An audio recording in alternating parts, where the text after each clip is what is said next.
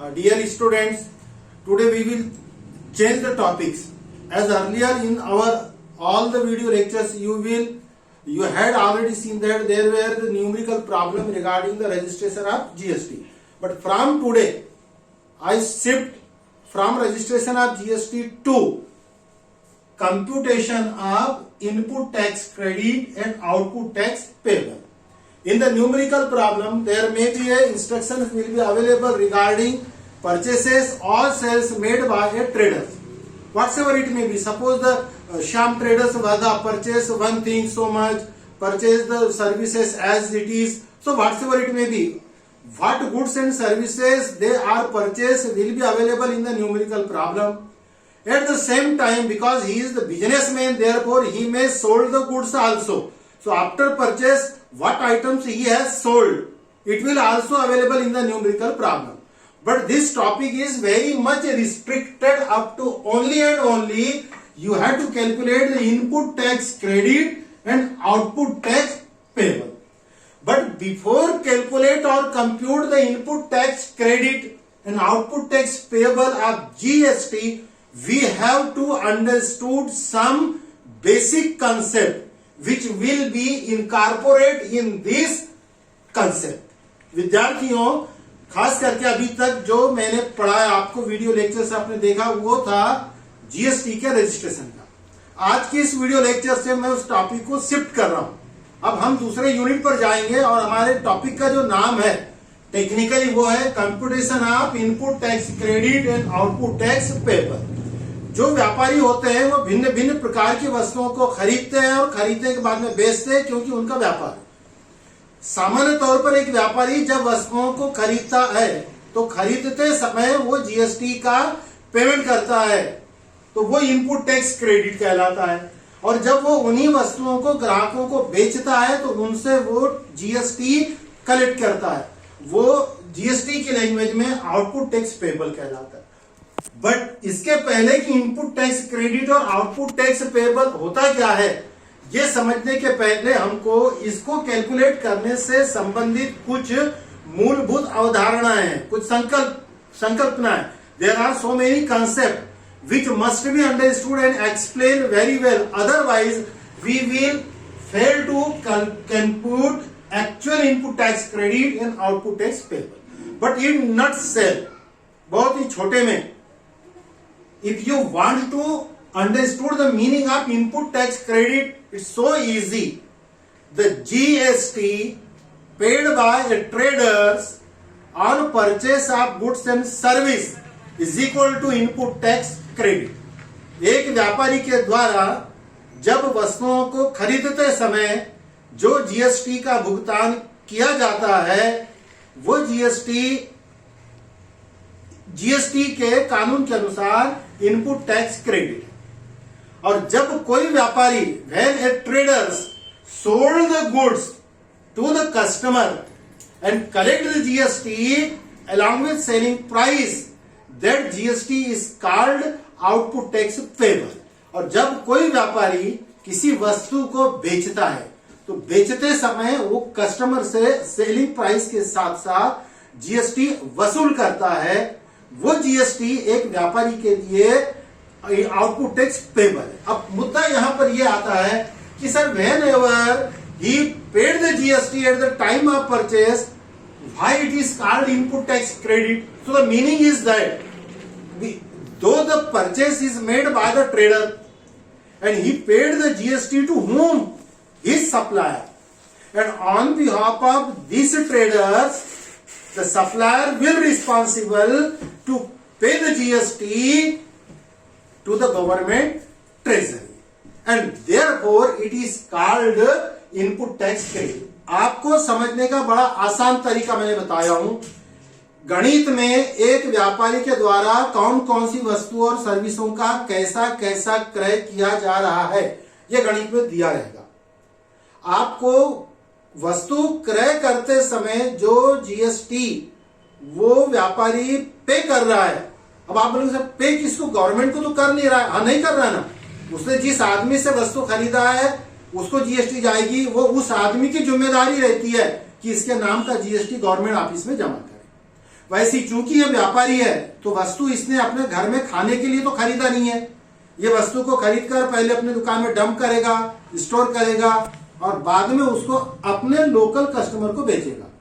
तो जैसा इसने वस्तु खरीदते समय अपने सप्लायर को जीएसटी दिया था, वो उसकी जीएसटी एक तरह से गवर्नमेंट के पास जमा है, that's why it is a input tax credit. But जब वो वस्तु बेचेगा तो उसके कस्टमर हम भी हो सकते हैं, मैं हो सकता हूं, आप खुद हो सकते हैं। तो टेक्निकली जब हम वस्तु खरीदते हैं तो उस दुकानदार को हम जीएसटी देते हैं। दरअसल ये जीएसटी उस दुकानदार की इनकम नहीं है, वो दुकानदार ने जो जीएसटी लिया है वो गवर्नमेंट को जमा करने के लिए दिया है, मतलब हमारी ओर से, on behalf of hours, because we are the customer, we purchase the soap, we purchase the syrup, we purchase the cream, we purchase the talcum powder, we purchase the hair oil, we purchase the electrical equipment, so many things. And at the time of purchase these things, we have deposit GST to whom? To purchaser. Sorry, to seller. And this GST is not the GST of seller. This is our GST which we had paid. But हमने direct government को दिया क्या? नहीं दिया, बल्कि government ने कानून बना करके वो दुकानदार को बोला हुआ है कि मिस्टर दुकानदार, तुम याद रखो, तुम्हारे मोहल्ले के चाहे मंसूरी हो, चाहे XYZ सर हो, चाहे कोई भी हो, जब वस्तु लेने के लिए आएंगे और वस्तु के साथ साथ जब वो जीएसटी पे करेंगे तो उनको मेरे ऑफिस में आने की जरूरत नहीं है। तो उनसे जीएसटी खरीदो, परचेस करो, कलेक्ट करो और हमको दो। ये है उसके बेसिक टर्म। अब मैं इसके अंदर में आगे आता हूं। तो ये इनपुट टैक्स क्रेडिट और आउटपुट टैक्स क्रेडिट को समझने के पहले आपको 3 जीएसटी समझनी पड़ेगी। ये है एक सीजीएसटी, एसजीएसटी, यूटीजीएसटी। और सबसे आसान तरीका आपको बता रहा हूं, अच्छे से समझ जाइए। As per the GST act there are 4 types of GST. Out of these 4, I have explained here now 3 types of GST. One is CGST, second SGST, third UTGST. Look here, this GST is applicable in intra-state transaction. Intra-state transaction is what? If goods and services, look here, the goods and services are sold from Maharashtra to Maharashtra. It means the seller are from Maharashtra, purchaser are also from Maharashtra. Goods generated in Maharashtra and sold in Maharashtra. Therefore, whenever the goods and services are sold within intra-state, intra-state का मतलब होता है जब किसी प्रकार की कोई वस्तु या सर्विस एक राज्य से उसी राज्य में, एक राज्य से उसी राज्य का मतलब मैं बता रहा हूं, महाराष्ट्र वाले ने बेचा, खरीदा भी महाराष्ट्र वाले ने, मध्य प्रदेश वाले ने बेचा, खरीदा भी मध्य प्रदेश वाले ने, उत्तर प्रदेश वाले ने बेचा, खरीदा भी उत्तर प्रदेश में। यहां पर खरीदार और बेचने वाला और दोनों अलग अलग राज्य के हैं क्या? नहीं है। वर्धा वाले ने नागपुर वाले को भेजा, चलेगा, वर्धा भी महाराष्ट्र में, नागपुर भी महाराष्ट्र में। नागपुर वाले ने भंडारा को बेचा, नागपुर महाराष्ट्र में, भंडारा महाराष्ट्र में। नागपुर वाले ने मुंबई को बेचा, तो भी दोनों मुंबई महाराष्ट्र की है ना। मुंबई वाले ने अकोला को बेचा, अकोला वाले ने कोल्हापुर को बेचा, कोल्हापुर ने पुणे को बेचा, पुणे ने नासिक को बेचा। 1760 गांव, 1760 जिले, बट सब कहां के हैं? महाराष्ट्र के। तो महाराष्ट्र के अंदर जब तक ट्रांजैक्शन होगा तब चाहे परचेस पर जीएसटी हो चाहे सेल पर जीएसटी हो, वो जीएसटी कंपल्सरीली सिर्फ इन 2 बातों में ही बटेगा। महाराष्ट्र का महाराष्ट्र में सेल है, अब वो आता है गणित के अंदर में कि 100 रुपए की वस्तु बेचा और इस पर 12% जीएसटी लिया, तो 12% जीएसटी होगी 12 रुपए। 100 रुपए की वस्तु, 12% जीएसटी का रेट, तो जीएसटी कितना हुआ? 12 रुपए। अब यहां देखना होगा कि 100 रुपए की वस्तु किसने बेचा? महाराष्ट्र वाले ने बेचा। किसको बेचा? महाराष्ट्र वाले को बेचा। मतलब जिस राज्य का है उसी राज्य में बेचा, जीएसटी कितनी लिया? 12%। तो ये जो 12 रुपए जो जीएसटी है, इसका आधा आधा सीजीएसटी और एसजीएसटी में बढ़ जाएगा। When I given a first video lectures at the beginning of the session, that time you might be you observe my that video lectures. I have very well explained what CGST and SGST. CGST is a central goods and service tax. SGST is equal to state goods and service tax, and both are generated in the intra-state transaction. I think you must understand. Now here is the third type of UTGST. So you please keep your mind.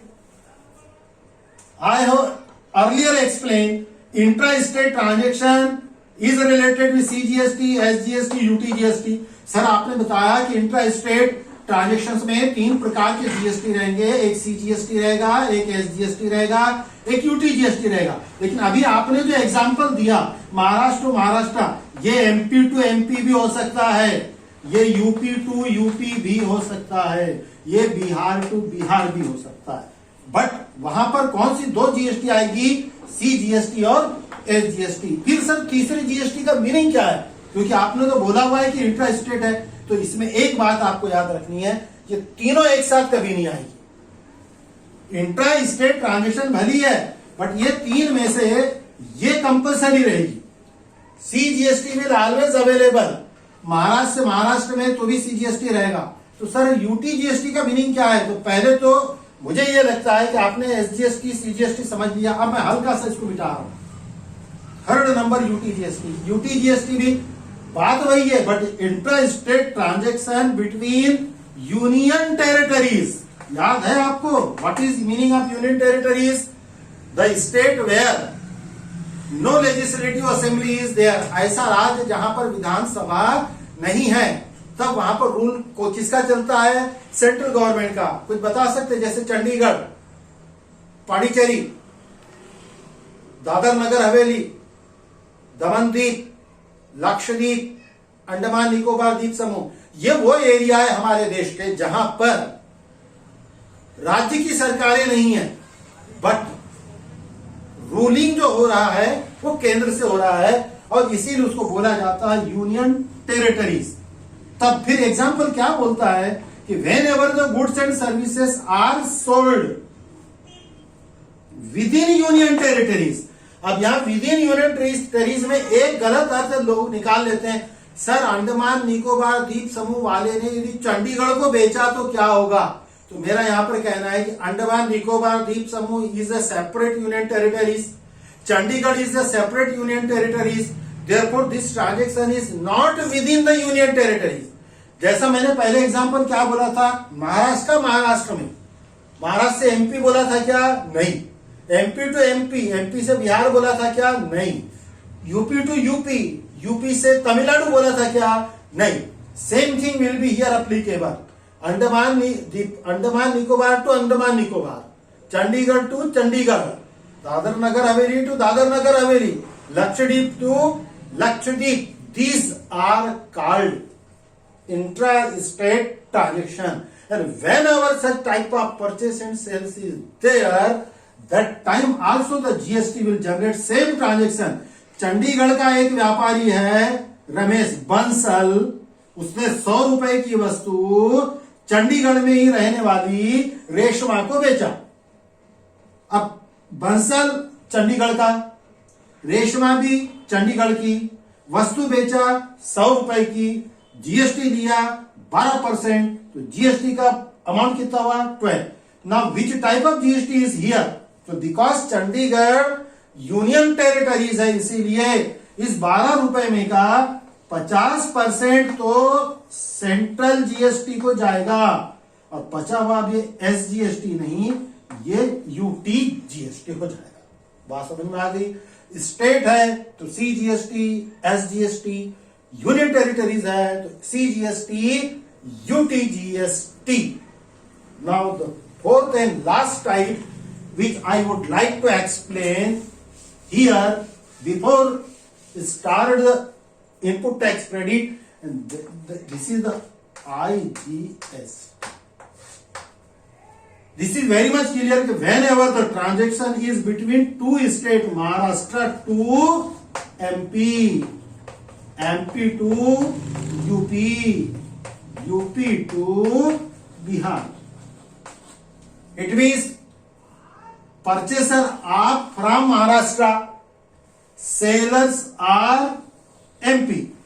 यानी sellers Madhya Pradesh के seller ने महाराष्ट्र के ग्राहक को बेचा, यहां पर दोनों का स्टेट बदल गया। अब इस ट्रांजैक्शन में न तो सीजीएसटी आएगा, न एसजीएसटी आएगा और न यूटीजीएसटी आएगा। यूटीजीएसटी तो वैसे भी नहीं आएगा क्योंकि ये दोनों के दोनों यूनियन टेरिटरीज नहीं है। तब यहां पर सिर्फ एक जीएसटी आएगा और उसका नाम है IGST, integrated goods and service tax. Same thing will be available here. Purchaser of MP, seller of UP, both states are different. This term is called interstate. Earlier was intra-state, but this is interstate. Purchaser of Chandigarh, but the seller of Andaman Nicobar Deep Samuh. Chandigarh is a union territories. Andaman Nicobar Deep Samu is a union territories. But the purchaser from Chandigarh, seller from Andaman Nicobar Deep Samu, though this is a union territories, ये भी union territories है। यहां पर भी तो ये भी state था, ये भी स्टेट था, ये भी स्टेट था, ये भी स्टेट था, लेकिन सीजीएसटी लगा क्या? नहीं। एसजीएसटी लगा क्या? नहीं। क्या लगा? केवल IGST. Same thing will be here applicable. तो जो बेसिक मुद्दा आपको आज के वीडियो में समझाना है वो समझाना यह है, विद इन स्टेट का मतलब एक स्टेट का उसी state. With in union territory means Chandigarh to Chandigarh, not Chandigarh to other union. Whenever the union territories और state change at the time of business transaction, that time earlier 3 GST will not applicable and only IGST will be applicable.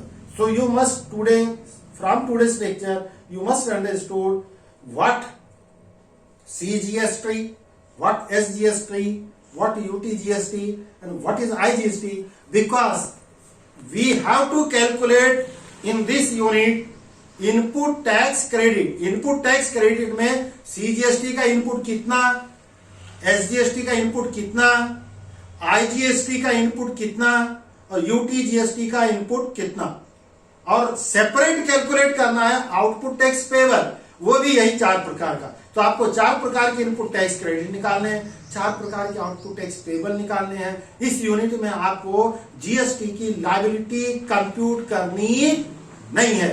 So hope कुछ आपके समझ में आया होगा। 1-2 बार video को गौर से देखिए और जब अगला वीडियो लेक्चर में लेके आऊंगा तो उसमें न्यूमेरिकल प्रॉब्लम दूंगा। आज के लिए धन्यवाद। Thank you very much.